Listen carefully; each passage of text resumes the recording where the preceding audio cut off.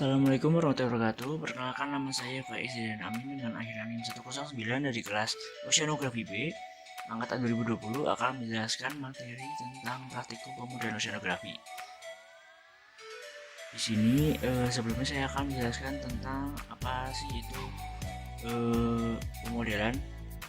Pemodelan itu adalah proses pembuatan skema ataupun model dari data, baik itu data yang didapatkan dari alam maupun non alam yang didapatkan dan diolah hingga dipresentasikan untuk menghasilkan dan menampilkan bentuk nyata dari alam tersebut.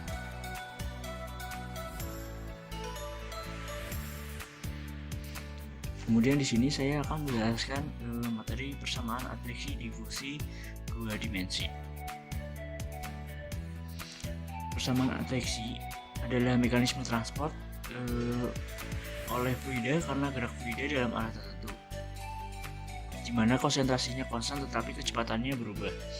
Sedangkan persamaan adveksi ini digunakan dalam pengukuran dan pemodelan gerak materi dalam fluida yang mengalir.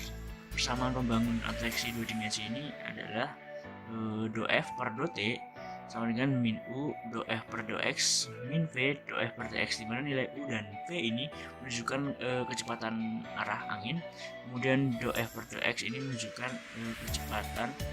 menunjukkan arah dari pergerakan terhadap garis horizontal.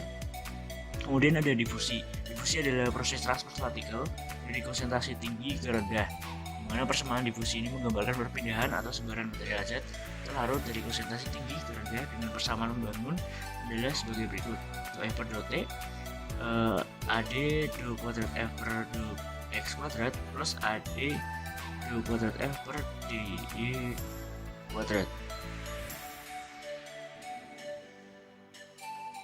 dimana nilai AD ini adalah menunjukkan koefisien difusi dari yang nilainya cenderung konstan. Kemudian ada adveksi, yaitu menggunakan metode eksplisit upstream, di mana penyelesaian persamaan beda hingga dengan pendekatan turunan waktu beda maju dan turunan ruang dengan pendekatan melihat arah kecepatan dari arah U. Diskriminasi suku adveksi ini memiliki syarat jika nilai U lebih dari 0, maka turunan menggunakan pendekatan beda mundur. Sedangkan jika nilai U kurang dari 0, maka digunakan pendekatan beda maju. Dimana di bawah ini ditampilkan diskriminasi adveksi dari metode eksplisit upstream. Selanjutnya ada metode difusi yang juga menggunakan metode eksplisit. Model dua dimensi ini dapat menggunakan pendekatan beda maju, turunan waktu, dan beda pusat, turunan ruang. Diskriminasi suku difusi dinyatakan dalam N untuk indeks waktu, kemudian nilai I untuk indeks ruang, serta koefisien difusi atau AD yang nilainya dianggap sebagai konstan. Di bawah ini ditunjukkan diskriminasi suku difusi dan metode eksplisit. Persamaan dari model adveksi dan difusi dua dimensi tadi kemudian digabungkan sehingga dihasilkan persamaan diskriminasi model adveksi difusi dua dimensi dengan gambar terlampir.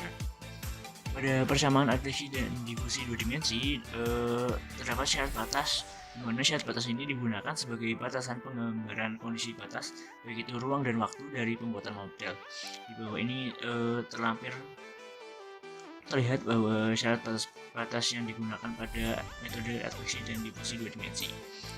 Kemudian penerapan dalam oceanografi pada pemodelan metode adveksi difusi dua dimensi ini digunakan sebagai pemodelan sebaran polusi di perairan, kemudian memodelkan pergerakan sebaran temuan minyak di perairan, mengamati sebaran nutrien perairan, dan pemodelan pergerakan sedimen.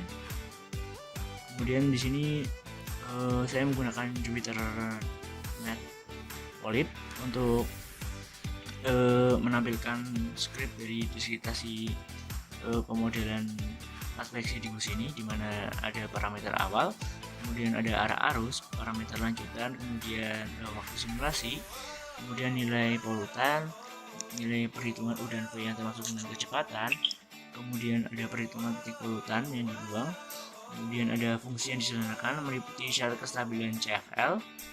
Kemudian ada pembuatan grid, lalu ada iterasi dari persamaan adveksi dan difusi dua dimensi. Kemudian tidak lupa ada syarat batas yang dimasukkan, dan kemudian ada output gambar, dimana nanti akan dihasilkan beberapa gambar time step yang menunjukkan pergerakan sedimen maupun konsentrasi. Di sini terlihat videonya bahwa time step yang didapat setelah digabungkan akan terlihat pergerakannya, yaitu konsentrasi partikel bergerak ke arah barat atau ke arah kanan dengan pergerakan konsentrasinya semakin lebar dan semakin berkurang ditandai dengan semakin besarnya ukuran gambar. Dari sini kita bisa ketahui bahwa pergerakan material ini mengalami adveksi dan difusi, di mana adveksi bergerak menuju ke arah kanan mengikuti aliran fluida, yaitu aliran arus dan angin, kemudian bergerak menyebar seperti difusi terlihat dari konsentrasinya semakin berkurang dan semakin lebar. Mungkin sekian yang bisa saya sampaikan. Mohon maaf apabila ada kesalahan dan kekurangan dari tutur kata saya. Mohon maaf. Wassalamualaikum warahmatullahi wabarakatuh.